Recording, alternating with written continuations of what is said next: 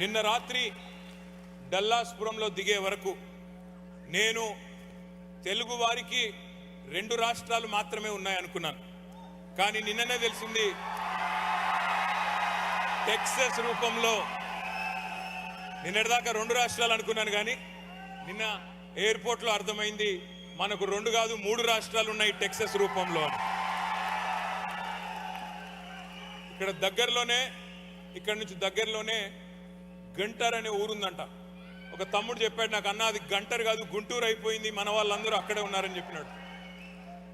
ఇవాళ మీ అందరితో ఒక విషయం పంచుకోవాలి.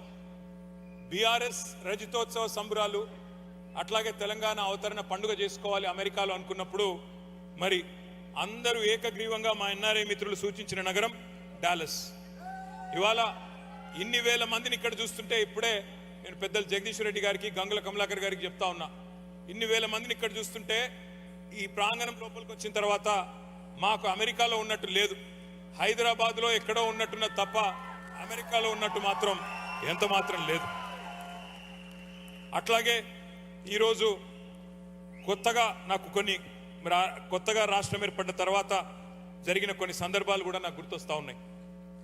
రాష్ట్రం ఏర్పడ్డ కొత్తలో 2015వ సంవత్సరంలో ఇదే డాలస్లో మేము ఆనాడు ఒక పెద్ద డెలిగేషన్ తీసుకొని, ఒక పెద్ద బృందాన్ని తీసుకొని పెట్టుబడుల వేటలో అమెరికా అంతా తిరుగుతూ 2 వారాల్లో 7 నగరాలు చుట్టేస్తూ డాలస్ కూడా వచ్చినాం.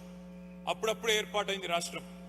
ఎన్నో బాలారిష్టాలు, ఎన్నో సవాళ్లు, కానీ భవిష్యత్తు మీద కొండంత ఆశతో మీ అందరి మీద గుండె నిండా నమ్మకంతో ఇక్కడికి వచ్చినాం. నేను ఒక్కసారి ఈరోజు 10 ఏళ్ల తర్వాత తిరిగి డాలస్ వస్తుంటే ఆ రోజు ఏం మాట్లాడినో నేను యూట్యూబ్లో చూసుకున్నా. తిరిగి చూసుకుంటే నిజంగా చాలా సంతోషం అనిపించింది. ఎందుకంటే ఆనాడు ఆత్మవిశ్వాసంతో, భవిష్యత్తు మీద ఒక నమ్మకంతో తెలంగాణ తరపున కేసీఆర్ గారి దూతలుగా మేము చెప్పిన మాటలు, చేసిన వాగ్దానాలు నెరవేర్చడమే కాకుండా చెప్పనివి కూడా ఎన్నో చేసి చూపెట్టినందుకు గర్వంగా అనిపించింది. మీ అందరి ఆశీర్వాదం భవిష్యత్తులో కూడా ఉంటుంది అనే విశ్వాసం కూడా కలిగింది.